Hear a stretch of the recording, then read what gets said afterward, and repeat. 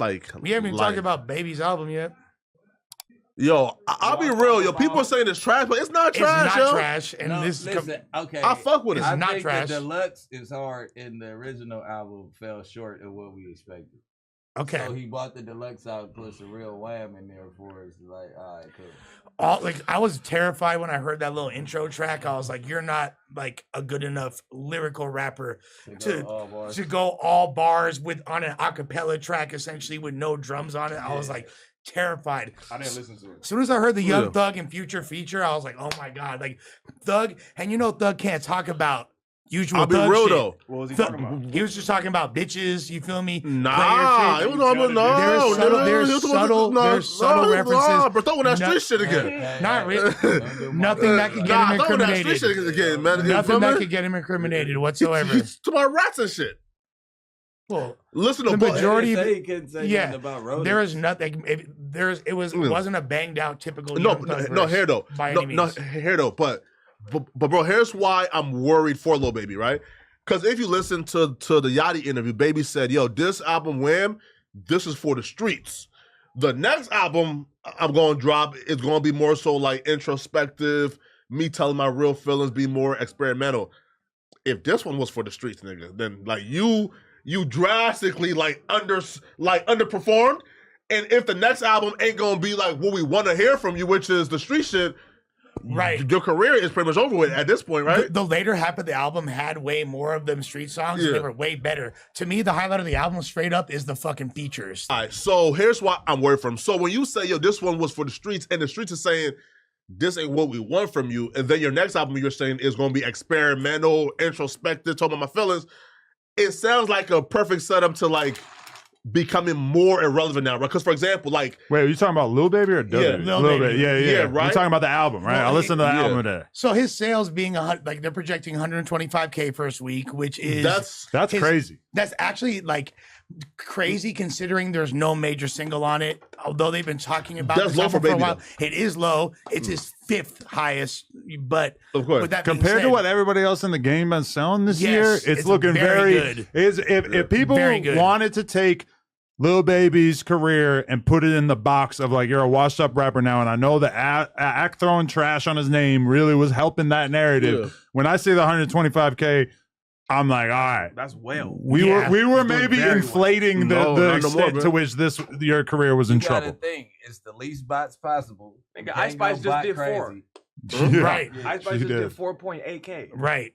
But she's Ice Spice 30 times what she sold. No, listen. Ice Spice tricked us, right? Listen, because that was a deluxe, right? Well, here. Also, too is this though. No, and here's how she tricked us. Okay. So like, when we see she had ass, yeah. No, right? You're right. No, right? No. Here, so look, when we see right that she was doing 40 million like monthly listeners. Listen, Ice Spice big records came from who? Nicki, Pink Pantheress, Nicki, Taylor Swift. So like those were not her songs. Those were just like right. I mean, she was up. She was hold on. So when she fell from 40 to like 10 or 15, Munch was up 20 M's. She was up 20 M's just on the strength of Munch. Yeah, don't do that. Munch was viral. Yeah, how? Super viral, bro. Facts. How? It was a big record. Was fucking with. And Bikini Bottom. Bikini Bottom was chart though, right? It did. Yeah, hella charted. Or Munch probably like charted like 90s probably. It charted regardless. Munch charted. Munch put her on. She may have had help with Pink Panthers and shit. She was not at 20 million off of Munch. Bro, Munch she really got charted. the Taylor Swift cosign. There's no bigger cosign in all of music than that one. Her fall off. She had a trash verse on that though. It was pretty good. I only mention her though because that comparison that she had the greatest, one of the best cosigns you could ever get. Nigga, the entire planet of white people love Taylor Swift. Right. Yeah. And this bitch just sold 4.8 and Baby is projected to do fucking 30 times that. And here's the thing too. He is lacking, before you say that though, he is lacking artistically. Yeah, we might have overinflated how low he might have hung, but his music is definitely losing quality. When he says that he wants to do more introspective music, what I hear is he wants to do more songs like the one he did with Rod Wave and Rilo Rodriguez, which by the way, Rilo. Leave it to Rilo. Yeah, what's the standout of this album is Thug and Pluto's verse on that one song. Nah, it's Savage Rilo verse. Rodriguez. Not Savage verse, bro. Oh, he killed it too. Hearing 21 on that one joint made me wish that it was just him rapping on the whole album. But so you're saying that the high points of the album was any time that he was not presently rapping on the track. Okay, this is the question that was kind of going through my mind as I listened to the new Lil Baby album. what was the value proposition for Lil Baby in the first place? Like, how would you describe what he brought to the game that made him so popular early on? A unique voice. Unique That's the voice. number one thing. Nah, bro. Yeah, because it's not really the 100%. content. He was fresh out of jail when he had a kind of big name in Atlanta down there already. Because from what I know, Street correct shit. me if I'm wrong. Yeah. Like I know, he went down for somebody else shit, kept it solid, came out, and they gave him a bag for it. That in itself pushes you. Because you know, street niggas love that kind of shit. Oh, he kept it solid. He ain't tell. He didn't even go to jail for himself. And they putting a bag on him, play that shit. He tricked the world into thinking that he was better than Gunner because he had like the high-pitched voice that stuck out to people. And Gunner was helping him write that early shit. Well, I feel like Gunner's a significantly better rapper. his rapping stood out to us a lot more in 2018 or whatever than it does at this point. It just doesn't really hit quite the same because there's a lot of other people out there who are kind of doing the street rap with a little bit of auto-tune, and he's putting together some nice little flows. He does, you find moments on the tape or on the album where you can identify like, okay, he chose a better pocket on this track than 90% of rappers would. Little Baby beats that we're used to rapping on. I feel like that he tried to start doing different sounding beats due to the music changing and trying to keep find a new flow to him. I think he should have mastered that off the album and did that for the next album and kept us right where we wanted. He came. Baby, Those guitar beats that London on the Track had was perfect for him. But I understand though, because when you under the pressure of everybody, every time you open your phone, he Baby. Every time you open the phone, he hearing you weak. It sound the same. We tired of this shit. Lil Baby falling off. So that. Because I didn't went through that same shit before, but he's on a 100,000 times bigger level. Yeah, so immediately, I already know how that feel. You get the double thinking every time you in the studio. You got double thinking what you're writing, how you recording. Roddy Ricch syndrome. That's gonna change a lot of shit. And he had it take more time for you to find your sound when you worried about everybody outside opinions. It's gonna fuck with you. Nigga might act like it don't.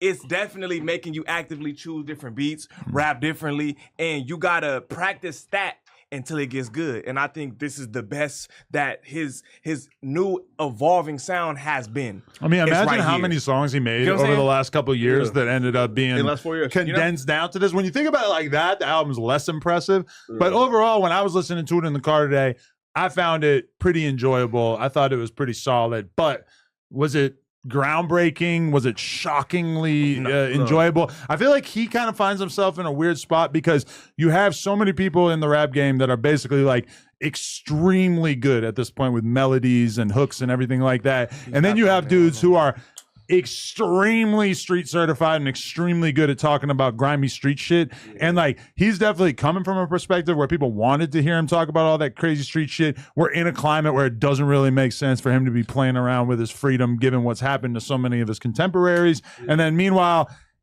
when he's on a track with Rilo and Rod Wave, he's bringing the least to the table as far as melodies and songwriting. Bro, you think another thing that I really think, because that just reminded me, and this is an idea that I had a little earlier, is I think what he's good at now, other people are better at. Because you've been out of the streets for damn near 7 to 8 years now. You can't really rap about the street shit like that. All you do is rap about how rich you is and the fast-ass cars, and Bossman D-Lo do it way better. He sounds You cooler. get what I'm saying? Like, cooler. he kind of, it's hard to rap about shit that you're no longer doing, unless you're a really good storyteller, and he doesn't really have that talent. So to say, he can rap, but I don't think he's the best storyteller. That's he opens up a little bit on this album, and he definitely gives you a bunch of bars about his life. But he's not the kind of guy who's gonna like completely be vulnerable and just fully open up and just let you really like dig into his personal life. That's a very common criticism of Polo G in his album too. Is that Polo G's got all this wild shit going on in his life, but you don't really feel none of that. You don't get excited to listen to his music to hear about that shit because you know he's not going to open up that much.